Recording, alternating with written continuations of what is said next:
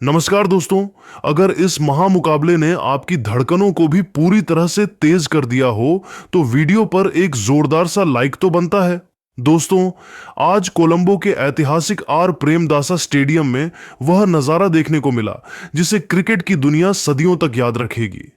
ICC पुरुष टी20 विश्व cup 2026 का यह 27वां मुकाबला भारत और पाकिस्तान के बीच किसी खेल के मुकाबले से कहीं बढ़कर दो देशों के गौरव की लड़ाई बन चुका था। कोलंबो की उमस और खचाखच भरे स्टेडियम के बीच जब सिक्का उछला तो पाकिस्तान के कप्तान सलमान आगा ने टॉस जीतकर पहले गेंदबाजी करने का फैसला किया। उन्होंने भारतीय टीम को पहले बल्लेबाजी करने का आमंत्रण दिया ताकि शाहीन अफरीदी की शुरुआती स्विंग का फायदा उठाया जा सके। कोलंबो के आर प्रेमदासा स्टेडियम के ऐतिहासिक और शोर से गूंजते मैदान पर जब भारतीय पारी की शुरुआत करने के लिए अभिषेक शर्मा और ईशान किशन की युवा और निडर सलामी जोड़ी मैदान पर उतरी तो पूरे कोलंबो का वातावरण एक नई ऊर्जा से भर गया था। जहां पाकिस्तान की ओर से रफ्तार के सौदागर शाहीन अफरीदी पहले ओवर में अपनी आग उगलती और हवा में लहराती गेंदबाजी के साथ आक्रमण पर तैनात हुए ताकि वे अपनी स्विंग से भारतीय शीर्ष क्रम को जल्दी तहस नहस कर सकें। अभिषेक शर्मा ने क्रीज पर कदम रखते ही अपने अत्यंत आक्रामक और निडर इरादे पूरी दुनिया के सामने स्पष्ट कर दिए और पाकिस्तान के विश्व प्रसिद्ध गेंदबाजों पर मनोवैज्ञानिक दबाव बनाना शुरू कर दिया, जिससे शाहीन की रफ्तार भी फीकी पड़ने लगी थी। हालांकि शाहीन अफरीदी ने जल्द ही अपनी लाइन और लेंथ में सुधार करते हुए वापसी की और अपनी एक अंदर आती हुई घातक गेंद पर अभिषेक शर्मा को पवेलियन का रास्ता दिखाकर पाकिस्तान को पहली बड़ी सफलता दिलाई। अभिषेक शर्मा एक बड़ा हवाई शॉट खेलने के प्रयास में 15 गेंदों पर 28 रनों की एक संक्षिप्त मगर विस्फोटक पारी खेलकर आउट हो गए। उनकी इस पारी में 3 कड़क चौके और 2 शानदार छक्के शामिल थे, जिससे स्टेडियम में मौजूद भारतीय प्रशंसकों के बीच एक पल के लिए सन्नाटा पसर गया था। अभिषेक शर्मा के पवेलियन लौटने के बाद जब मैदान पर सन्नाटा पसरा हुआ था तब आर प्रेमदासा स्टेडियम का तापमान अचानक बढ़ गया, क्योंकि क्रीज पर भारतीय कप्तान और दुनिया के नंबर 1 टी20 बल्लेबाज सूर्य कुमार यादव अपनी ट्रेडमार्क शैली में बल्लेबाजी करने के लिए आए। सूर्य कुमार यादव ने आते ही ईशान किशन के साथ मिलकर शुरुआती झटके से लड़खड़ाती हुई भारतीय पारी को न केवल संभाला बल्कि उसे एक बहुत ही आक्रामक और विनाशकारी मोड़ पर पहुंचाते हुए भारतीय पारी को तेजी से आगे बढ़ाया। ईशान किशन आज एक बहुत ही शानदार जादुई और अलौकिक लय में नजर आ रहे थे, जहां उन्होंने पाकिस्तानी स्पिनरों के खिलाफ मोर्चा खोल दिया था। विशेषकर पाकिस्तान के मुख्य हथियार शादाब खान और मोहम्मद नवाज के खिलाफ ईशान ने निर्भीक होकर बल्लेबाजी की और उनके ओवर में जमकर रन बनाए, जिससे पाकिस्तानी खेलने में खड़े लगे और ईशान किशन को एक विकेट के लिए फंसा ईशान किशन एक बहुत ही तेज और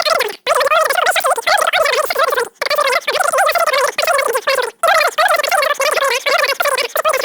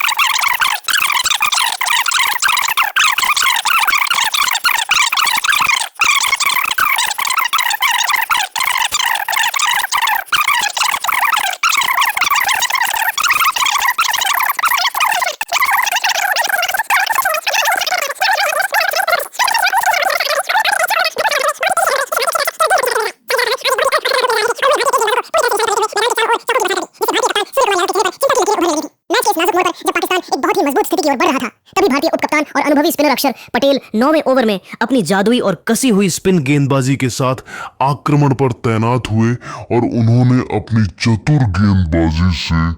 पाकिस्तान की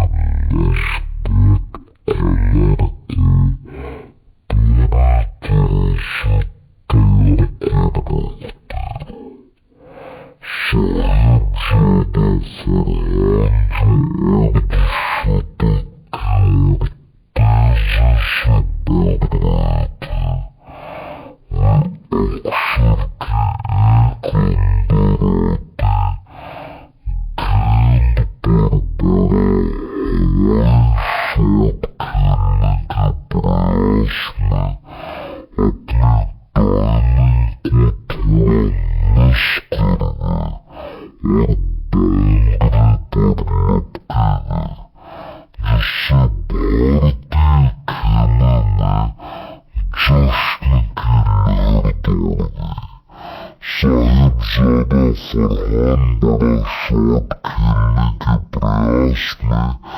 34 गेंदों पर 43 रनों की एक जुझारू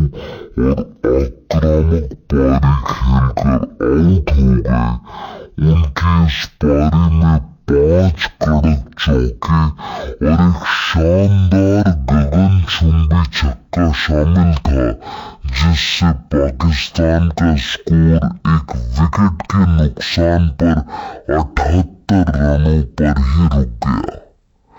इसके तुरंत बाद पाकिस्तान की रन गति पर लगाम लगाने और रनों के बहाव को पूरी तरह रोकने के लिए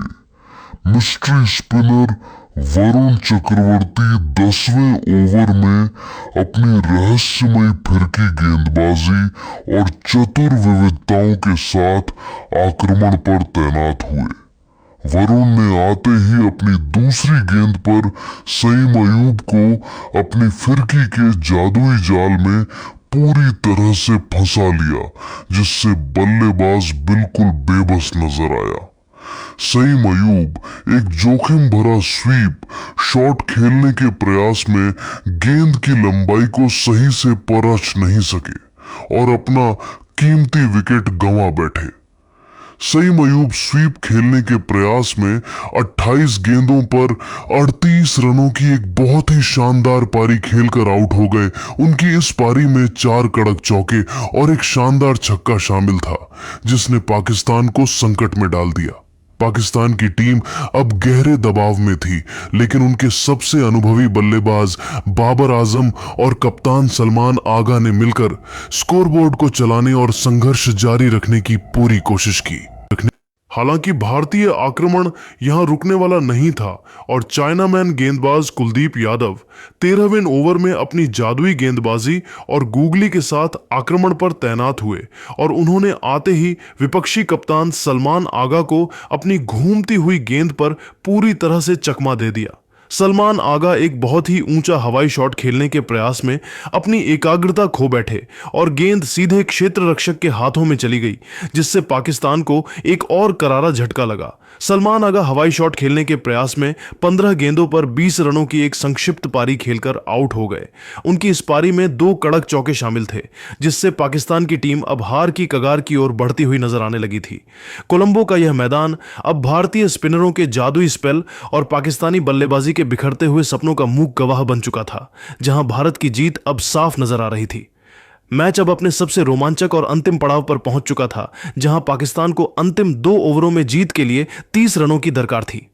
आर प्रेमदासा स्टेडियम के उस विद्युत से भरे तनावपूर्ण वातावरण में जब पाकिस्तान को अंतिम 2 ओवरों में जीत के लिए रनों की भारी दरकार थी, तब दुनिया के सबसे घातक और यॉर्कर किंग के नाम से मशहूर जसप्रीत बुमराह 19वें ओवर में अपनी प्रलयकारी गेंदबाजी और बिजली की रफ्तार वाली सटीक यॉर्कर के साथ आक्रमण पर तैनात हुए, ताकि पाकिस्तान की उम्मीदों पर पूरी तरह से लगाम लगाई जा सके। बुमराह ने इस दबाव भरे ओवर में अपनी जादुई विविधता का ऐसा प्रदर्शन किया कि पाकिस्तानी बल्लेबाजों को हाथ खोलने का एक भी मौका नहीं मिला और उन्होंने इस बेहद महत्वपूर्ण ओवर में मात्र 8 रन खर्च किए, जिससे पाकिस्तान की मुश्किलें और मानसिक तनाव कई गुना बढ़ गया। अब कोलंबो की इस पिच पर जीत का समीकरण पूरी तरह से बदल चुका था और पाकिस्तान को अंतिम ओवर की 6 गेंदों पर जीत दर्ज करने के लिए 22 रनों की एक अत्यंत कठिन और पहाड़ जैसी जरूरत थी।